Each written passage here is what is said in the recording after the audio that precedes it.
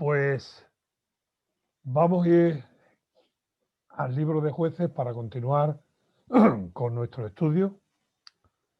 Este es el segundo dedicado a Gedeón.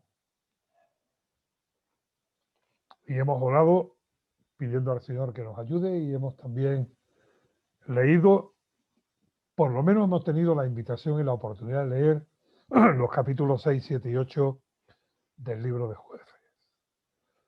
Como bien sabéis, no se trata de hacer una biografía de Gedeón, ni un recorrido por todos los detalles de su tiempo, de su vida, de su persona, de su labor, sino pararnos en algunos reflejos que podemos encontrar en él como persona, en su labor, en su relación con Dios, en el relato bíblico, es reflejos que nos puedan ayudar a nosotros en nuestra vida aquí y ahora. Vimos ya el primer estudio y vamos ahora al segundo. Surgió una cuestión que se planteó en el coloquio posterior al estudio y el hecho de que Gedeón planteara a Dios distintas pruebas, que le pidiera a Dios la confirmación de que era él quien le guiaba, ¿muestra eso una falta de fe en Gedeón? Dicho de otra manera, ¿le plantea Gedeón a Dios todas esas cuestiones como aún si tú, Señor, eres con nosotros, ¿por qué nos pasan todas estas cosas? O el vellón y otras series de situaciones que Gedeón le plantea a Dios. ¿Es por falta de fe? Me parece importante que podamos responder a esto. Por lo menos acercarnos un poco y ver algunos detalles que nos puedan ayudar. Éxodo capítulo 3.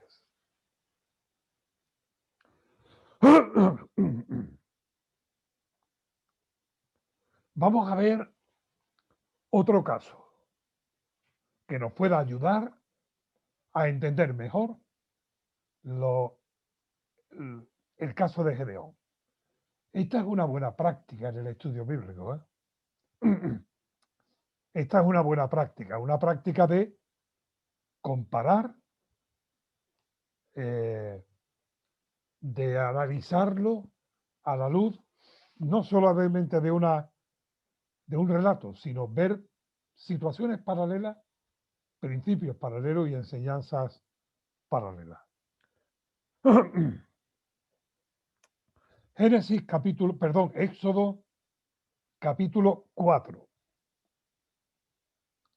versículo 14. Entonces Jehová se enojó contra Moisés y dijo, Moisés le ha dicho a Dios, Señor, mira, nunca he sido hombre fácil de palabra. Cuando vaya y diga que tú me mandas, no me van a creer. Cuando le muestre el llamamiento tuyo para ir a Faraón y reclamar la libertad, no van a confiar. Además, Señor, nunca he sido un hombre fácil de habla, fácil de palabra. Y en el versículo 13 del capítulo 4, mirad lo que Moisés le dice a Dios. Y él dijo, Moisés, ay, Señor, envía, te ruego, por medio del que debes, te ruego, envía, te ruego, por medio del que debes enviar. Si leemos esto con un poquito de detenimiento, nos vamos a dar cuenta de que Moisés lo que le está diciendo a Dios es: manda a otro. Yo no quiero ir. Así que te ruego que mandes al que debas enviar, pero no a mí. Entonces Jehová se enojó contra Moisés.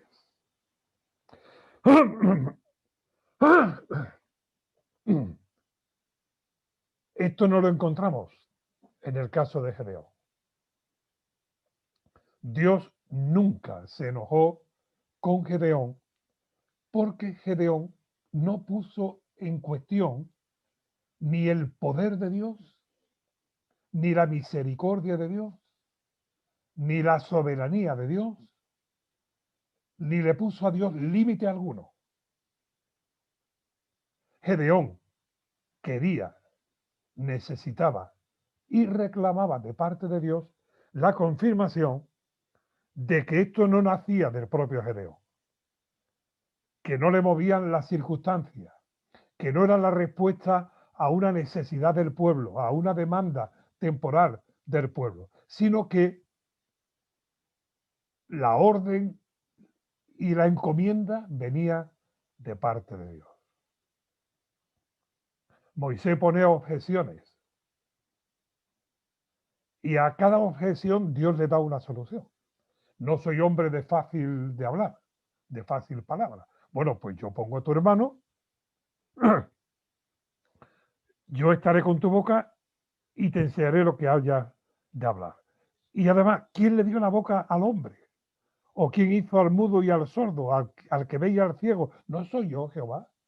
Le está diciendo Dios, no me ponga más objeciones. No era el caso de Gedeón. Gedeón parte de un punto al que Moisés llega más tarde. Capítulo 33 del libro de Éxodo.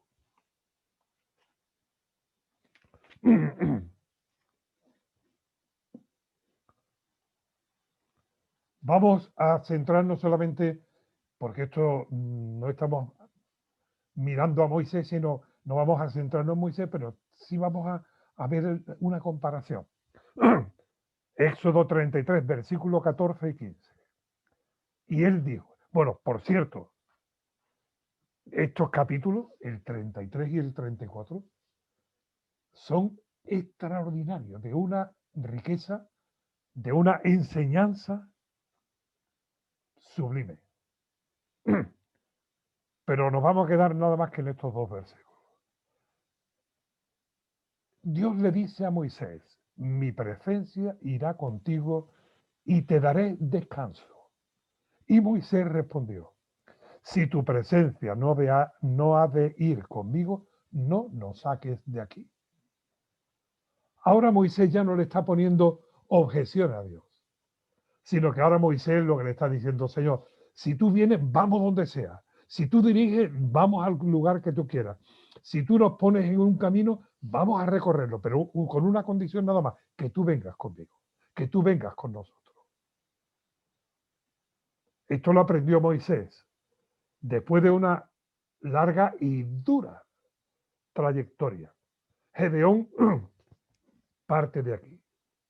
Gedeón confía en la presencia de Dios, en el poder de Dios, en la ayuda de Dios, pero Gedeón necesita, reclama la confirmación, la seguridad de que se involucra en la voluntad de Dios y va porque es enviado por Dios. Algunas veces podemos ser nosotros mismos quienes hagamos nuestros planes. O inclusive nos podamos encontrar en situaciones de presión de otros, presión que ejercen para que hagamos lo que ellos quieren que hagamos. O inclusive hasta puede ser el movimiento de un corazón misericordioso que responde a una necesidad concreta y específica. Pero la necesidad no tiene que ser la causa, puede ser la tarea. pero la causa de una labor y de un ministerio tiene que ser el llamamiento de Dios. En hebreo dice que nadie toma para sí este honor, este servicio, sino aquel que es llamado por Dios, como lo fue Aarón, como lo fue el Señor Jesucristo, como lo fue el apóstol Pablo, como debemos de serlo cada uno de nosotros en nuestra vida. Descubrir qué quiere Dios que hagamos, sin importarnos la categoría de la labor, sino que sea lo que Dios quiere.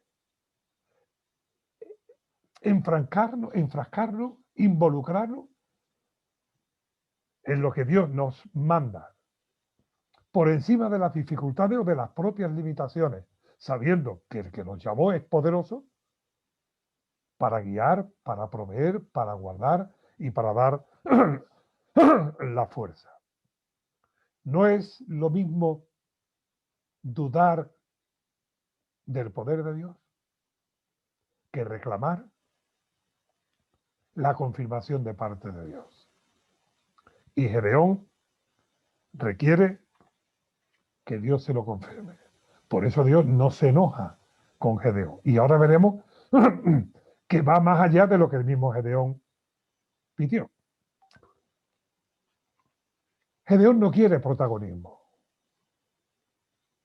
Gedeón está dispuesto a andar en fidelidad. Volvamos al libro de Jueces,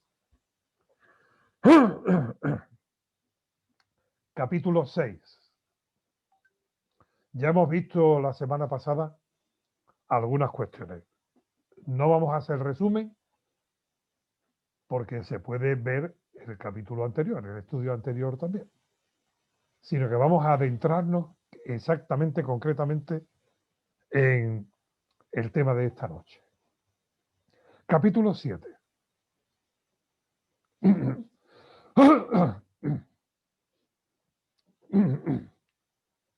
Y los madianitas, los amalecitas y los hijos del oriente estaban tendidos, versículo 12, estoy leyendo, capítulo 7, versículo 12. Vuelvo a leer. Y los madianitas, los amalecitas y los hijos del oriente estaban tendidos en el valle como langostas en multitud. Y sus camellos eran innumerables, como la arena que está a la ribera del mar en multitud. Este es el ejército al cual Gedeón le dice Dios que haga frente. Y notad las figuras que se emplean, como langostas en multitud, como la arena del mar que está a la ribera en multitud. ¿Sabéis cómo era esa multitud? Capítulo 8, versículo 10. Y Cebas, Zalmúa estaban en Carcó, y con ellos su ejército como de 15.000 hombres, todos los que habían quedado de todo el ejército de los hijos del oriente, pues habían caído 120.000 hombres que sacaban espadas. De manera que se han caído 120.000 y quedan 15.000, aquel ejército era 135.000. Una fuerza considerable, ¿eh? Volvamos otra vez al capítulo 6. Teniendo en mente qué ejército es al cual Gedeón tiene que hacer frente. Versículo 34. Entonces el espíritu de Jehová vino sobre Gedeón, y cuando éste tocó el cuerno, los abisierritas se reunieron con él, y envió mensajeros por todo Manasés, y ellos también se juntaron con él. Asimismo envió mensajeros a Aser, Zabulón y Neftalí, los cuales salieron a encontrarles. Primera reflexión como reflejo de la historia. Gedeón no entiende que la batalla es exclusivamente suya, sino que, movido por el Espíritu de Jehová, toca el cuerno y llama y anima a otros a sumarse. espíritu de colaboración. Esto creo que deberíamos cultivarlo nosotros. Hay con estos guerreros solitarios, el llanero solitario, los que creen que pueden hacer ellos solo la obra de Dios y que no necesitan de nadie ni a nadie más. Aquí encontramos que Gedeón anima y llama a otras tribus de Israel, de los judíos, a que vengan a colaborar con él. A pesar de que la historia no le animaba a ello. Voy a hacerlo muy rápidamente, pero me parece importante señalarlo. Capítulo 5 del libro de Jueces. En el tiempo de Débora y Barak, que por cierto empieza Débora y continúa Barak. Y cuando Barak es levantado por Dios, Débora va con Barak.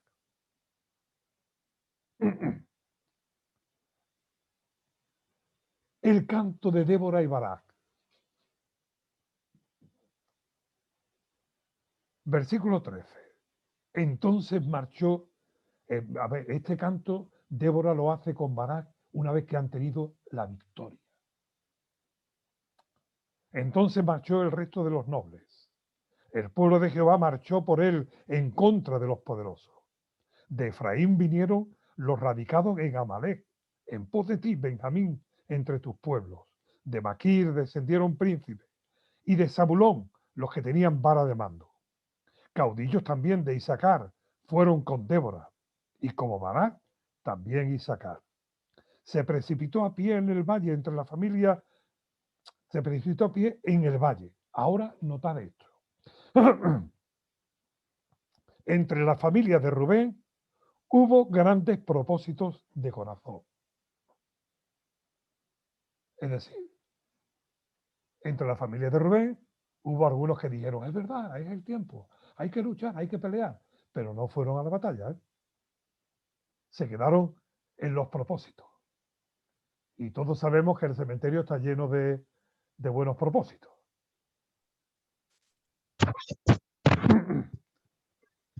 Versículo 16. ¿Por qué te quedaste entre los rediles para oír los balidos de los rebaños?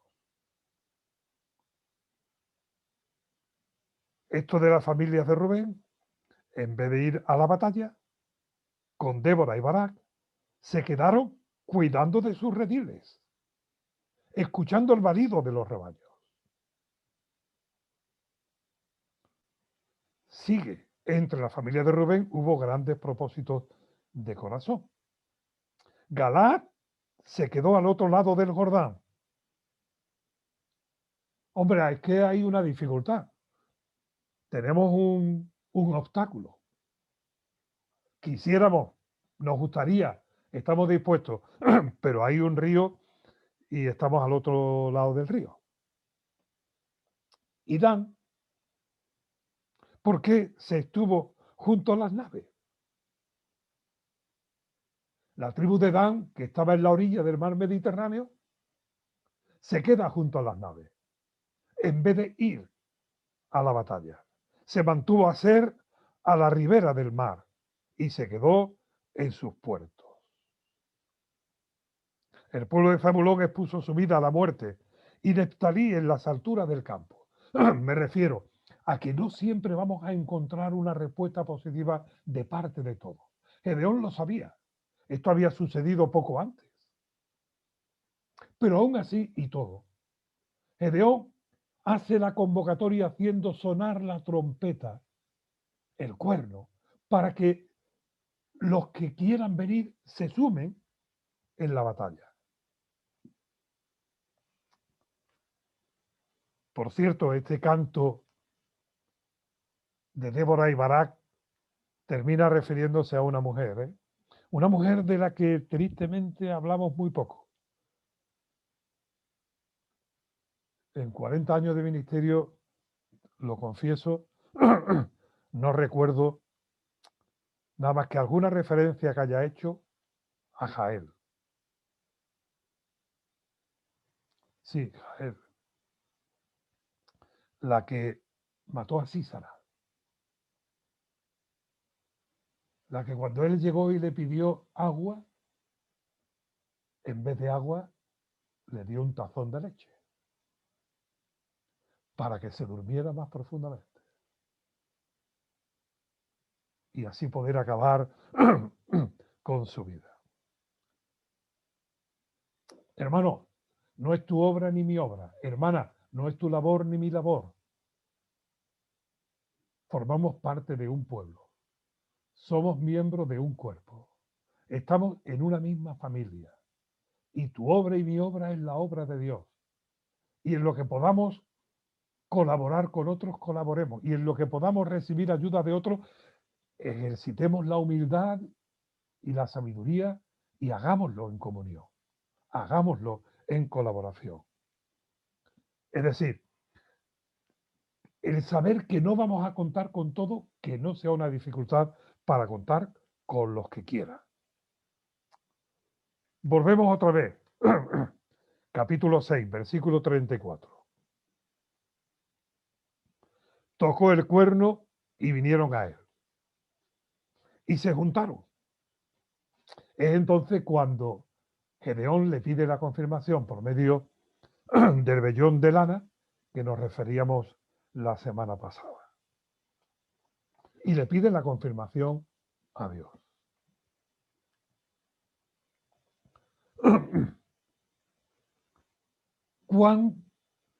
¿Cómo de grande era el ejército que se reunió con Gedeón?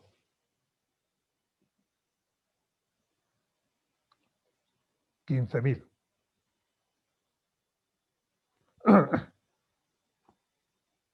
Y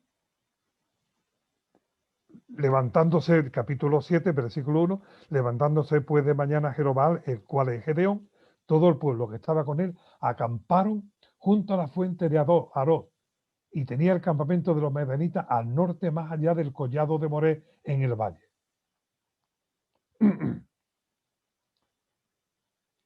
Allí estaba el campamento de los madianitas. Y Gedeón lo podía contemplar. Y era como una plaga de langosta, como la arena en la orilla del mar, y con los camellos allí preparados. Quizás Gedeón pensó, wow, mira, son 135.000, o es una multitud, seguro que no lo contó, no le va a pasar. Lo del indio, ¿no? Que venían 3.001 indios. Se lo has contado y dice, no, es que delante viene uno y detrás vienen por lo menos 3.000. Gedeón no los contó, pero Gedeón vio la multitud de aquel ejército. Y quizás Gedeón pensó, no vamos a poder con ellos, somos pocos. Pero mirad lo que le dice Dios. Versículo 2. Y Jehová dijo a Gedeón, el pueblo que está contigo es mucho para que yo entregue a los madianitas en su mano. No sea que se alabe Israel contra mí diciendo, mi mano me ha salvado. El pueblo que está contigo es mucho.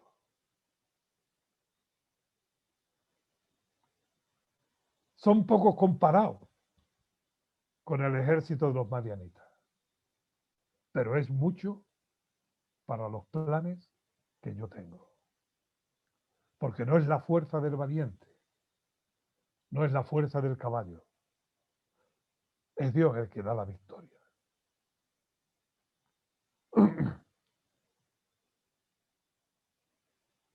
Ahora pues, versículo 3, haz pregonar en oídos del pueblo diciendo, quien tema y se estremezca, madrugue y devuélvase desde el monte de Galaad.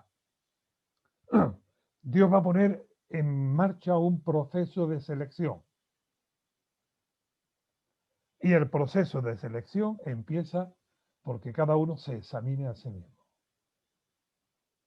Y le dice a Gedeón, dile al pueblo, háblale al oído del pueblo y dile que quien tenga miedo y se estremezca al ver el ejército de los amalecitas, que madrugue y se devuelva, se vaya a su casa.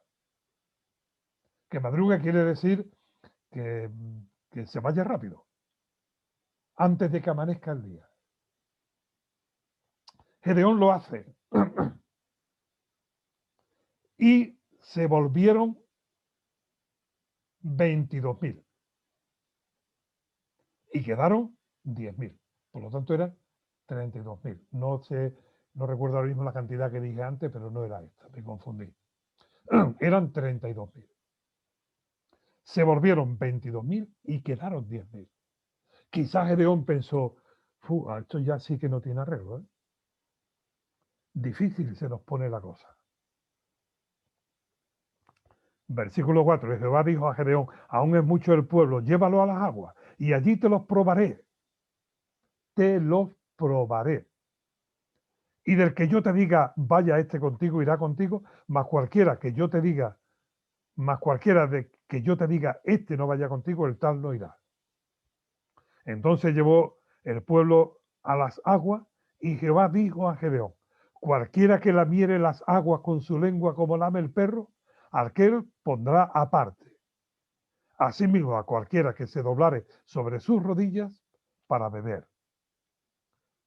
Es decir, Gedeón, fíjate en qué actitud toma, en qué posición se coloca, qué muestran con su actitud. Si toman el agua acercándola con la mano para lamerla con la lengua, o si doblan su rodilla para beber de la corriente del agua. Y el número de los que la vieron llevando el agua con la mano a su boca, y fue el número de los que la vieron llevando el agua con la mano a su boca, 300 hombres. Y todo el resto del pueblo se dobló sobre sus rodillas para beber las aguas. Entonces Jehová dijo a Gedeón, con estos 300 hombres que lamieron el agua, os salvaré y entregaré a los madianitas en tus manos. Y váyase toda la demás gente, cada uno a su lugar. Gedeón, no los 10.000, sino 300.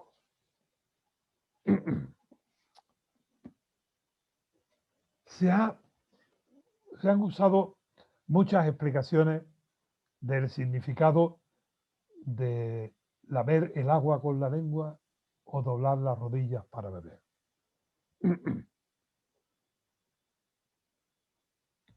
Pero aquí hay un gesto que habla de la motivación.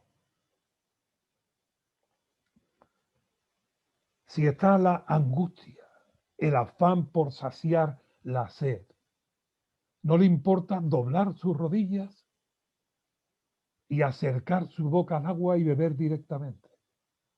Mientras que si le da más importancia a la tarea que tiene por delante y lo que busca es sencillamente aliviar un poco, calmar un poco, satisfacer la necesidad con un poco de agua, la que lleva con su mano a la boca, habla de que le da mucha más importancia, es mucho más prioritario la labor que la propia necesidad. ¿Sí? Y si doblaban su rodilla, tenían que también dejar de tener acceso a sus espadas. Y si acercaba el agua con su mano, pues no podía tener en su mano la espada y confiar en sus propias defensas. Pablo, en 1 Corintios capítulo 10, hablando del Antiguo Testamento, dice, y estas cosas sucedieron y están escritas para nosotros, para nuestra amonestación, a fin de que aprendamos. Hermano, esto no es el simple relato de una historia. Aquí es mucho más. Dios quiere que aprendamos nosotros por lo recogido en el relato de la Biblia, que aprendamos de los detalles para aplicarlo a nuestra realidad. Hermano, si ponemos nuestro corazón, si ponemos nuestro afán, si ponemos nuestra prioridad en que Dios satisfaga nuestras necesidades, no estaremos poniendo primero el reino de Dios y su justicia. Dice Proverbios capítulo 15, versículo 16, mejor es lo poco con el temor de Jehová que el gran tesoro donde hay turbación. Proverbios 15, 16. Mejor es lo poco con el temor de Jehová que el gran tesoro donde hay turbación. Somos extranjeros y peregrinos. Estamos de paso. Nuestras necesidades no es que Dios no las tenga en cuenta ni quiera que no nos preocupemos por ellas, pero son temporales. Todo esto es sencillamente la senda del camino. Qué bueno sería que los que lo hemos leído volviéramos a leer y los que no lo han leído lo descubran. El libro de Juan Buya.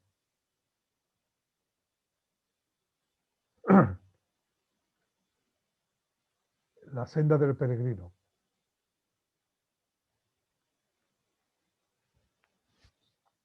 Ese es uno de esos libros que uno presta y ya después no lo vuelve a tener. El progreso del peregrino, de Juan Buya. Hermano, no es la multitud del ejército ni la fuerza del caballo lo que da la victoria. Entonces Jehová dijo a Gedeón, 7:7, con estos 300 hombres que lamieron el agua os salvaré y entregaré a los madianitas en tus manos. Y váyase todas las demás gente, cada uno a su lugar. Y ahora nota un detalle que puede parecer simple, pero para mí es muy significativo. Y habiendo tomado provisiones para el pueblo y sus trompetas,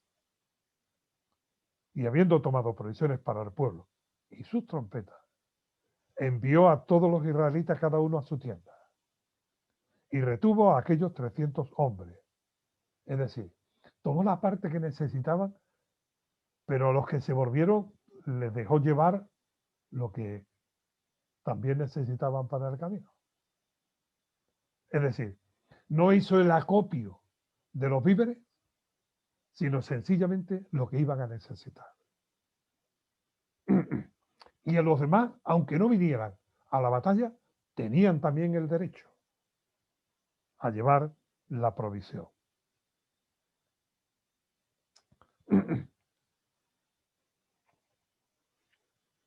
Gedeón lleva a cabo las instrucciones de Dios. Y de 32.000 se ha quedado con 300.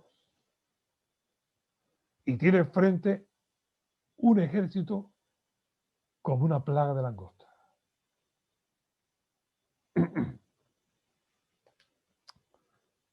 Versículo 8.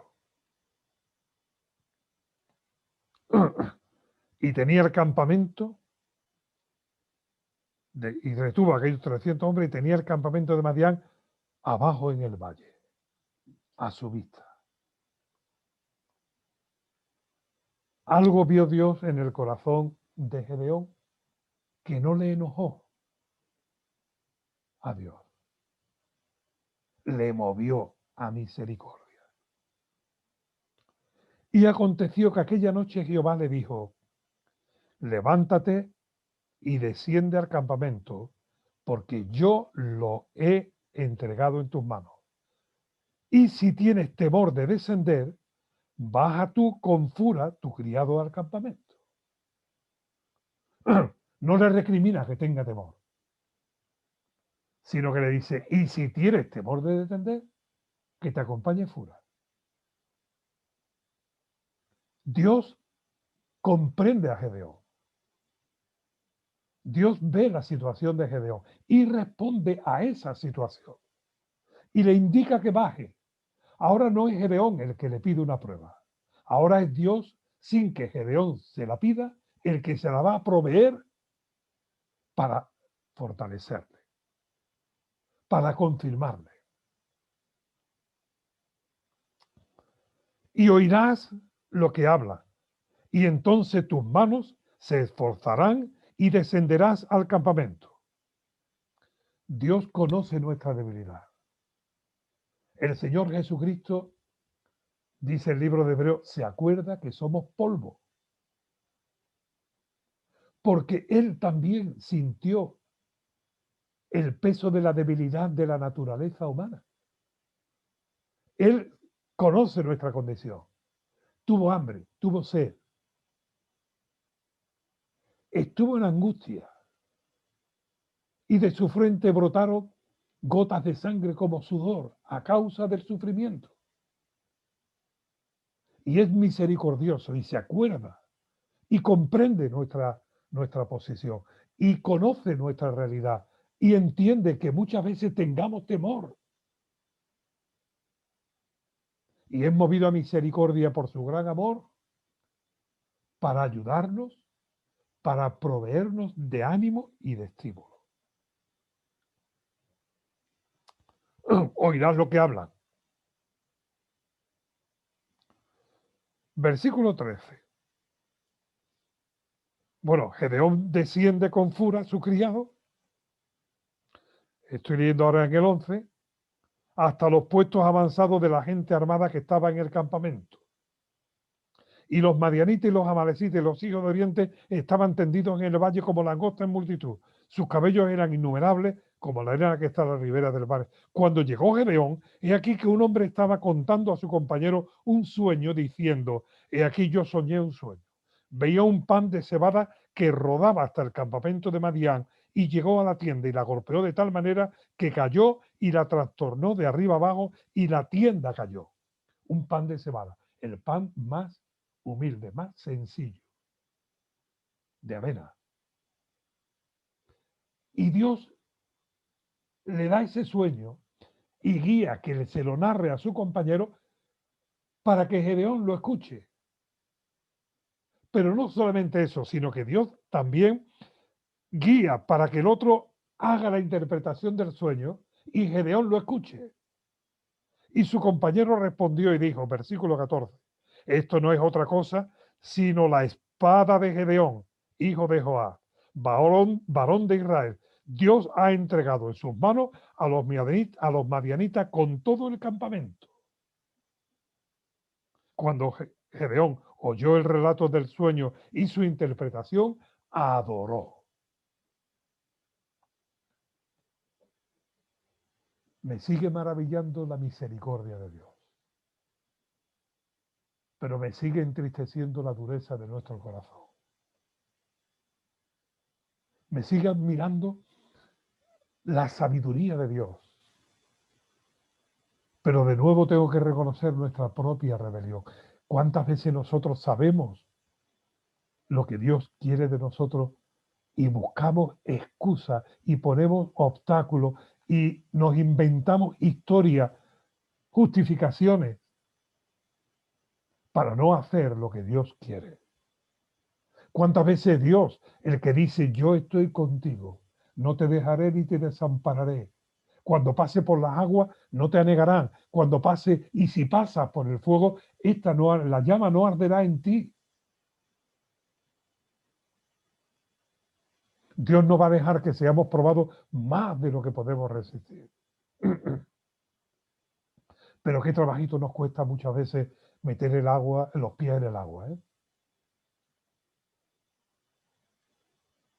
Qué trabajito nos cuesta muchas veces empezar a obedecer a Dios.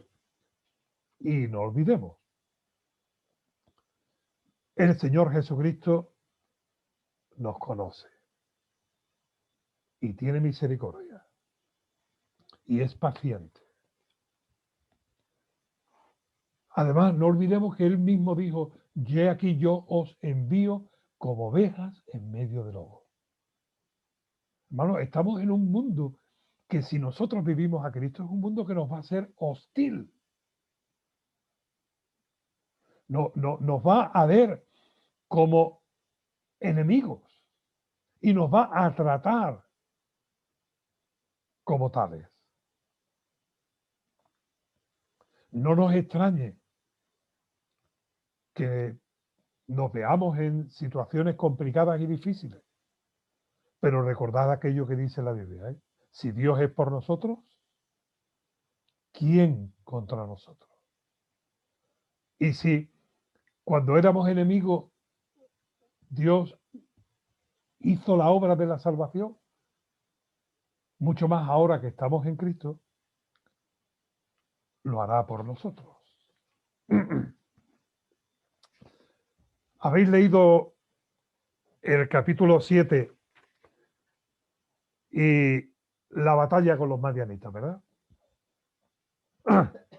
Quiero centrarme solamente en las armas con las que vencieron.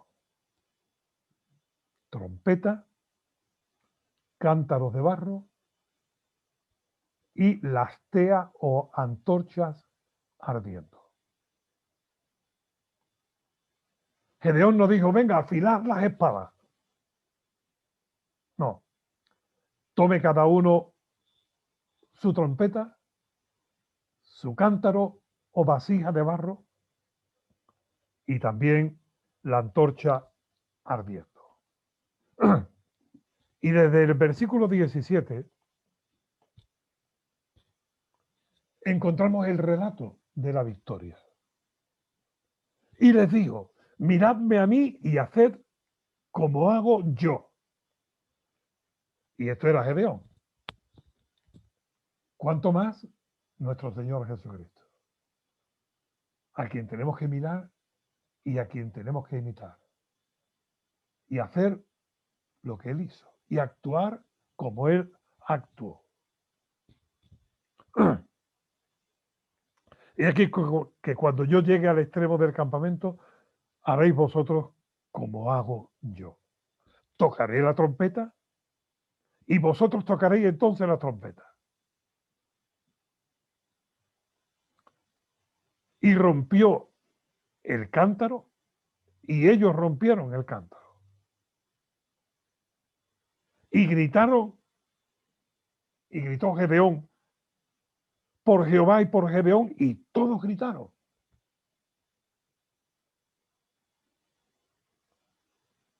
Vencieron con estas armas. Trompetas. No quiero espiritualizar esto, pero tenemos, hermanos y hermanas, el arma más poderosa, la palabra. No descansemos en estrategia o en marketing o en estudio de sistemas. No, sembremos la palabra de Dios. Hablemos la palabra de Dios. Prediquemos la palabra de Dios. Cuando le damos a alguien un evangelio, es mucho más eficaz que cualquier otro material, porque Dios ha prometido bendecir su palabra. Cuando hacemos que la palabra de Dios corra, estamos permitiendo, estamos colaborando en que sea también glorificada. Vasos de barro, eso somos, como esos cántaros, frágiles, débiles, pero hacen falta que se rompan. Era necesario que los cántaros se rompiesen para que la luz que estaba en ellos brillase. Y hace falta también que nosotros seamos capaces de negarnos a nosotros mismos. Y que la luz de Dios brille. Vosotros sois la luz del mundo. Nadie enciende una antorcha y la pone debajo de la mesa, ni debajo de la cama. La pone en alto para que alumbre. Así alumbre vuestra luz delante de los hombres. Mirad, hermano, aquí encontramos el relato de una victoria extraordinaria con unos recursos muy pobres en número y en medios. Pero esto es un reflejo en la historia de lo que hoy he leído en la noticia. El pueblo evangélico en España ha crecido. Llegamos al 2%. Cuando hace 45 años un servidor escuchó el Evangelio y creyó, éramos el 0,4. Gloria a Dios. Pero no es la multitud, que por cierto un 2% no es ninguna multitud, ¿eh? Somos como una gota ahí. Pero hermanos y hermanas, tú y yo donde estamos, brillemos para que la luz de Dios llegue a los corazones. Tengo que aligerar. Versículo 21. Y se detuvieron firmes cada uno en su puesto en derredor del campamento, porque Gedeón le había dicho, estáos quietos. Y estuvieron firmes. Quietos, pero firmes. No es la multitud, es la firmeza.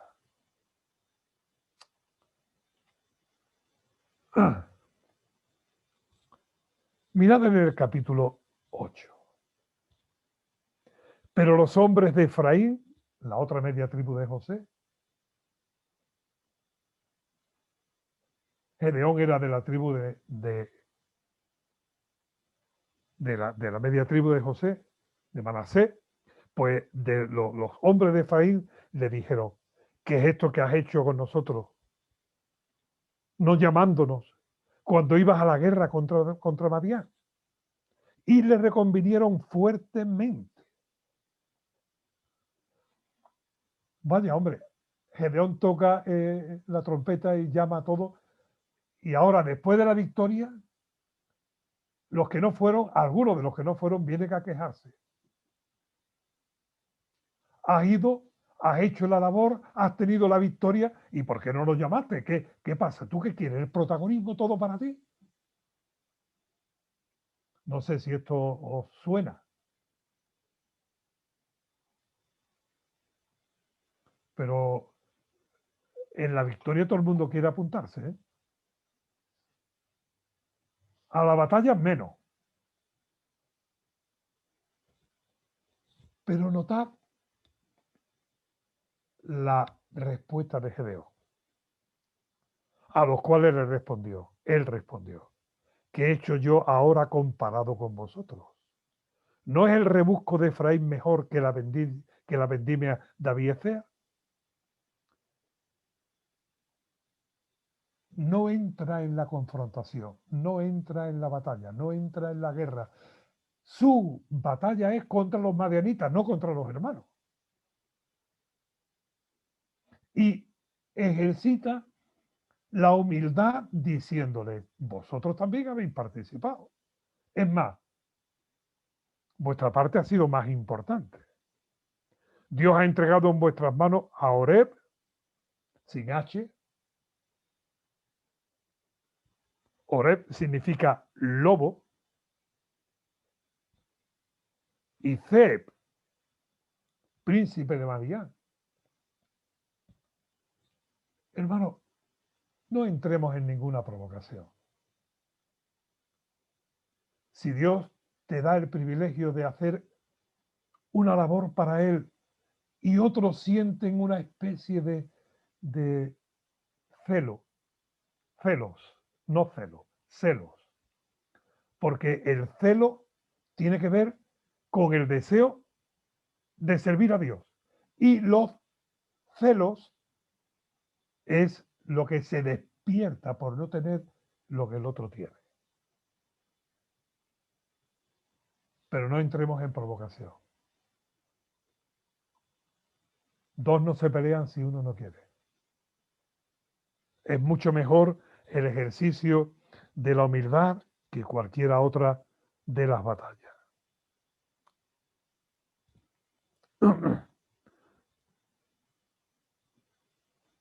Tenemos que terminar. Bueno, para que cada uno después continúe, ¿eh? Porque estamos procurando, intentamos alentar a todos con la ayuda de Dios y en oración, meditar, leer, aprender y aplicar todo el consejo de Dios, toda la palabra de Dios.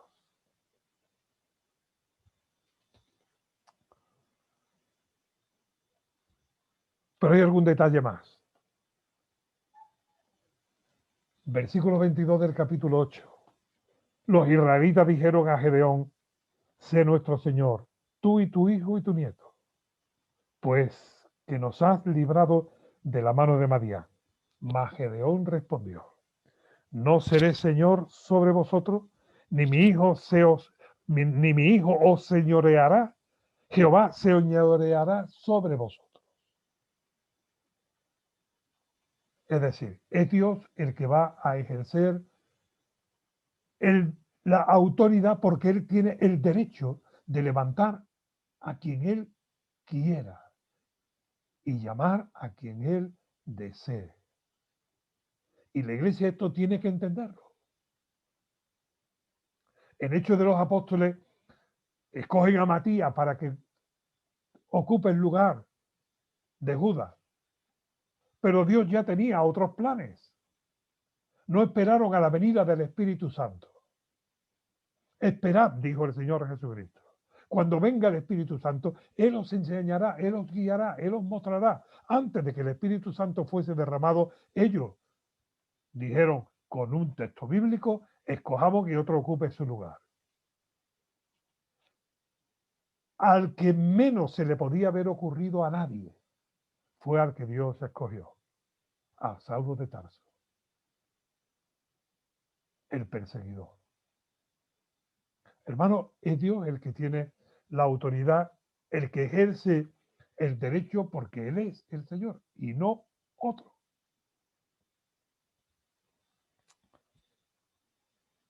Pero, como dice el refrán castellano, también los buenos maestros echan algunos borrones. Y para que no nos quedemos con una idea demasiado sublime de Gedeón, le dijo Gedeón, versículo 24 del capítulo 8, quiero haceros una petición, que cada uno me dé los zarcillos de su botín, pues traían zarcillos de oro, porque eran ismaelitas. Y ellos respondieron: de buena gana te los daremos. Y tendieron un manto y echó allí cada uno los zarcillos de su botín. Y fue el peso de los zarcillos de oro el que él pidió, 1700 ciclos de oro, sin las planchas y joyeles y vestidos de púrpura que traían los reyes de Madián, y sin los collares que traían sus camellos al cuello. Y Gedeón hizo de ellos un efod, el cual hizo guardar en su ciudad de Ofra.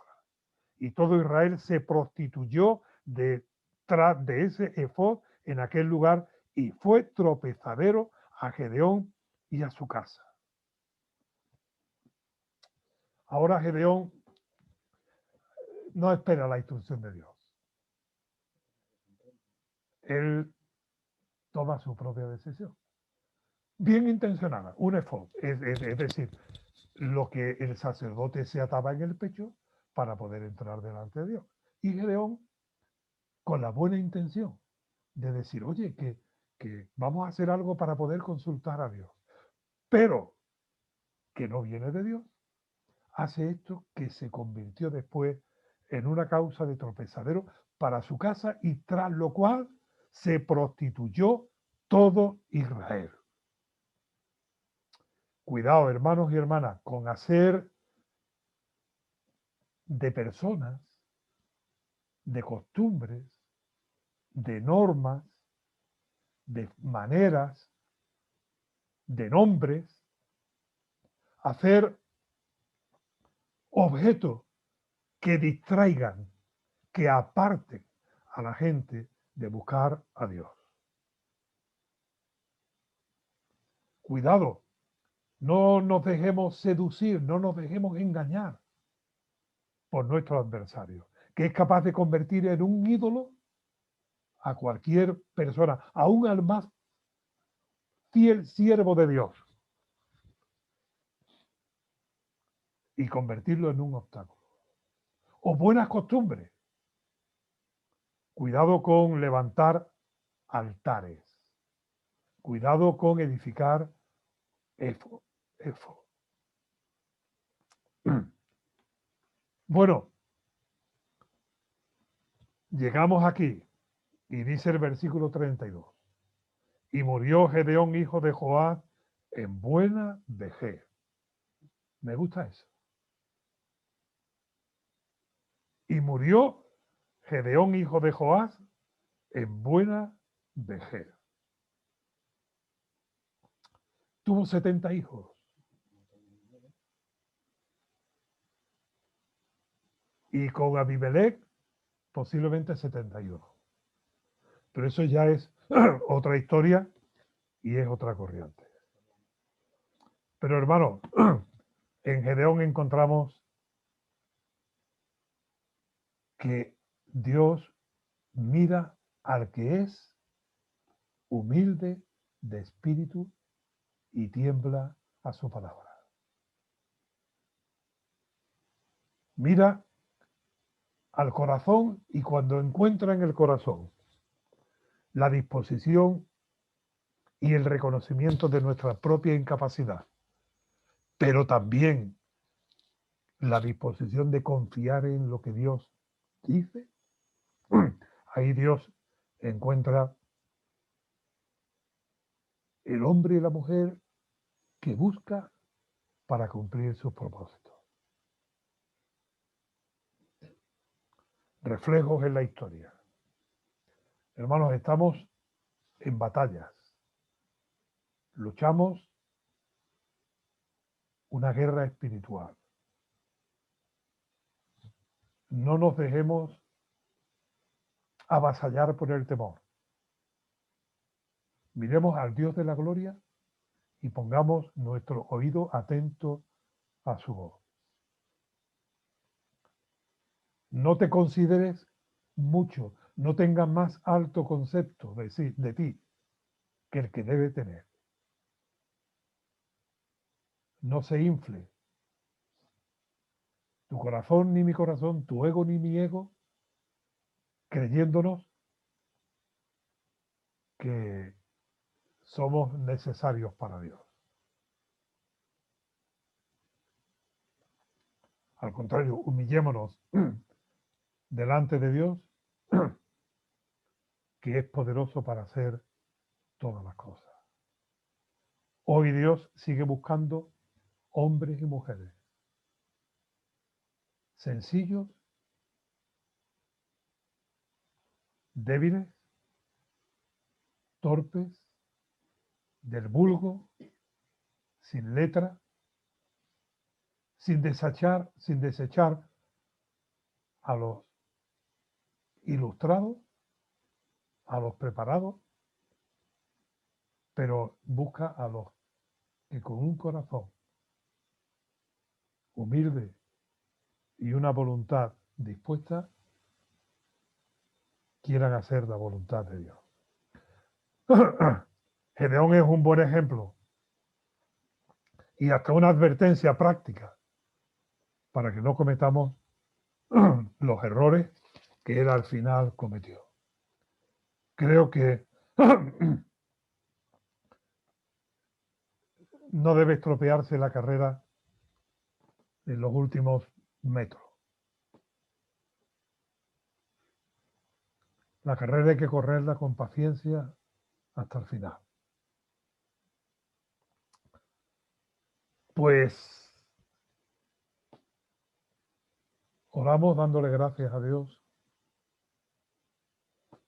y pidiéndole sabiduría de lo alto. Señor, gracias por Cristo Jesús, el cual existiendo eternamente en la forma de Dios, en la naturaleza divina, no estimó el ser igual a Dios como cosa que aferrarse, sino que se despojó a sí mismo tomando forma de siervo, hecho semejante a los hombres.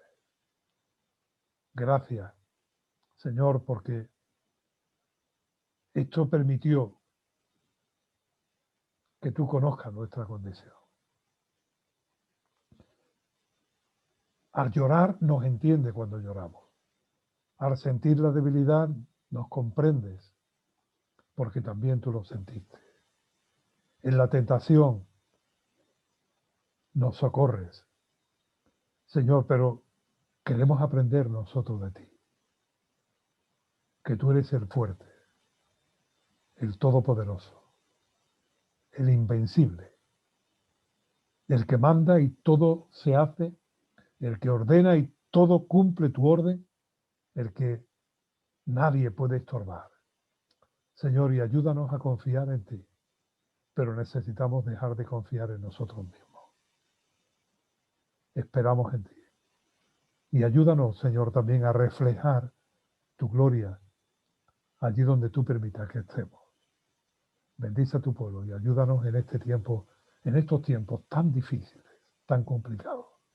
Pero queremos luchar tu batalla y hacerlo en tu nombre, con tus recursos. Te lo pedimos en Cristo Jesús. Amén.